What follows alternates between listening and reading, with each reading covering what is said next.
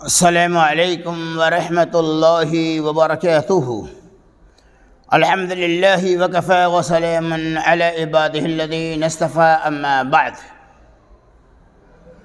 عن ابی سعید الخدری رضی اللہ عنہ قال قال رسول اللہ صلی اللہ علیہ وسلم اذا تثاوب احدکم فلیمسک بیدہ علی فیہ فإن الشیطان یدخل، رواہ مسلم۔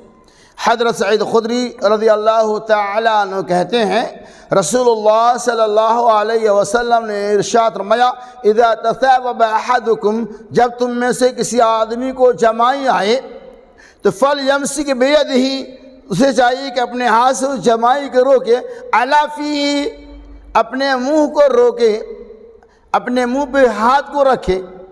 کیوں؟ فإن الشیطان یدخل، اس لیے کہ شیطان اس میں داخل ہو جاتا ہے۔ دوسری روایت آتی ہے اللہ کے نبی صلی اللہ علیہ وسلم جب تم میں سے کسی آدمی کو جمائی آئے، جمائی کا مطلب منہ کھولے، اس طرح سے لوگ منہ کرتے ہیں۔ جب کسی کو جمائی آئے، چونکہ جمائی یہ شیطان کی طرف سے ہے، آپ نے فرمایا چاہیے کہ اسے پوری طاقت و قوت کے ساتھ روکے۔ کیوں؟ فإن الشیطان، اس لیے کہ شیطان جب منہ میں داخل ہوتا تو یضحک، وہ شیطان ہنستا ہے۔ آپ اگر جمائی کے وقت جب آپ کو منہ کھلے، چونکہ جمائی یہ شیطان کی طرف سے، اللہ کے رسول صلی اللہ علیہ وسلم کہ چھینک یہ اللہ کی طرف سے ایک رحمت ہے، جب چھینک آئے تو الحمدللہ کہو، اور جب جمائی آئے تو پوری طاقت و قوت کے ساتھ اپنے ہاتھ کو منہ پر لے جانے، اس طرح سے اپنے منہ کو بند کرو تاکہ شیطان کا حربہ استعمال نہ ہو سکے، تاکہ شیطان آپ کے منہ میں داخل ہو کر ہنس نہ سکے۔ عام طور پہ تساہلی جب جمائی آتی ہے تو ہمیں تساہلی کے ہم شکار ہو جاتے ہیں، ہمارے اندر سستی اور غفلت داخل ہو جاتی ہے اور شیطان خوش ہوتا ہے۔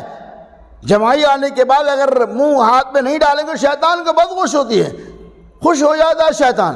لیکن اگر اپنے ہاتھ کو منہ پہ لے جاتے ہیں، روکتے ہیں پوری طاقت کے ساتھ، تو شیطان اپنی مہم میں کامیاب نہیں ہوتا ہے، شیطان ناراض ہو جاتا ہے۔ اس سے کیا پتہ چلا؟ شیطان ناراض ہو جاتا ہے۔ اس حدیث سے کیا پتہ چلا؟ کہ جمائی یہ شیطان کی طرف سے ہے، اور اسے ناکامیاب کرنے کے لیے، اس کو اپنے مشن میں